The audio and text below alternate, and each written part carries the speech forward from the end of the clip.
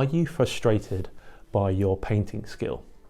Do you want to uncover and learn from my years of painting experience and mistakes that you can use to enhance and improve your own art and portraits? Well, luckily you've come to the right place. Within this video, I'm going to show you how I turned this initial sketch into this gouache painting and then digitally editing it in Adobe Photoshop. So let's get into it. I begin by sketching the foundations, drawing a circle for the cranium. I draw horizontal, vertical, and chin lines to structure the face.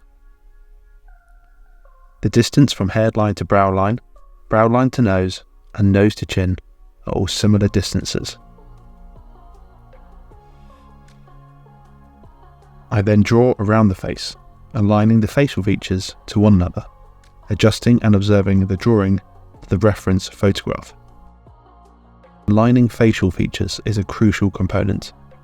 When you're drawing, avoid jumping into the rendering too soon without making sure everything is watertight, so don't rush this stage. You can see I've erased parts of the drawing a few times to make sure the drawing is accurate. I flip the image upside down and draw the facial features in more detail. If you want to improve your drawing accuracy, squint your eyes, turn the image upside down, or take a photo of your drawing to notice any mistakes. If parts of your drawing aren't looking correct, always erase, analyze, and redraw, as it's much harder to adjust when you start rendering.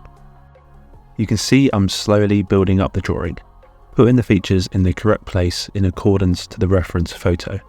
Using a 2H mechanical pencil here. I'm not worried about how hard I press into the paper, as it will be covered with paint later on. Keep observing the drawing and the reference photograph, and keep asking yourself questions throughout. You can see I've used grid lines, splitting the image into 4 equal parts, 1 horizontal and 1 vertical line in the center of the drawing. To do this, I take the reference photo, place it into Adobe Photoshop, and put grid lines on the photograph. I then use the exact same ratio of the photograph and put the same grid lines on my drawing. This helps massively with drawing accuracy, so I really recommend you trying it out.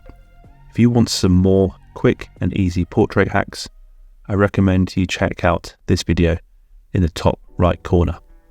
I then depict the tonal values of the face, and importantly, its shapes. Always think shape design. How can you represent this photograph simply using good shapes? This will help not only your drawings, but also your paintings. I then grab my gouache paints. I'm currently using these poster gouache paints, which I received as a Christmas present, and I love them.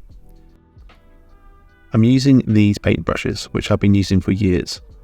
They have served me excellently and aren't too expensive, and hold onto the gouache paint well. I paint the details using this Winsor & Newton Series 7, which is a great piece of kit.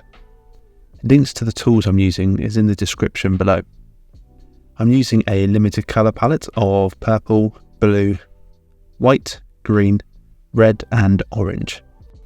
I always use limited colour palettes as it always results in good colour choices. Using the paint with a medium thickness on my brush with a bit of water. I empty and refill my water pot frequently. I paint the darkest colours first, in this case the background. I'm painting unsaturated colours here, which refers to a hue which is subdued, muted, or lacking intensity, as I want the most saturated colours to be within the face itself, so the viewer concentrates on this area. I then begin with painting the face using reds, orange and white. I also paint slowly, making sure every brush stroke counts. I recommend you paint using bigger brushes. Beginners often fall into this trap and paint with too little brushes. Always opt for a bigger brush than what's needed for that given section. I then paint the details, concentrating on representing the lights and darks. This is the fun part of the painting, painting the details like the eyes, shadows under the nose, to the hair. To make my paint marks more organic and natural, I turn my paper around. You can see I also do this when I'm drawing as well, and I really highly recommend you try this tactic out as well. After I'm happy with how it's looking and can't add anything more, I scan the painting into Adobe Photoshop for editing. At this stage, I try and leave the essence of the painting intact without making it too digitalized. I begin by cropping the image using Photoshop's built-in crop overlay options. This is a great trick. So to do this, press C, which selects the crop tool. Then click on the icon, which looks like an artboard with grid marks. And then you can select golden ratio, rule of thirds to grid, for example, which can help you adjust your compositions to these structures. Click the corners of your image and you'll see the overlay. I usually create grid lines so I can see these lines permanently. I use the clone stamp tool to remove any unwanted pencil marks, the hue saturation and levels adjustment layers to change colours and add contrast. I flip the image horizontally so I notice any mistakes and subtly edit the face outline so it's more in line with the photo reference. I then create a duplicated layer and select filter and camera raw filter, which I use to adjust colours and tones. I recommend you giving this filter a try. And there you go, the final artwork. If you liked what you've seen, like this video and subscribe to the Portrait Guru. I also recommend you check out the real-time version of this painting to see the creation in more detail. Thanks guys, and see you on the next video.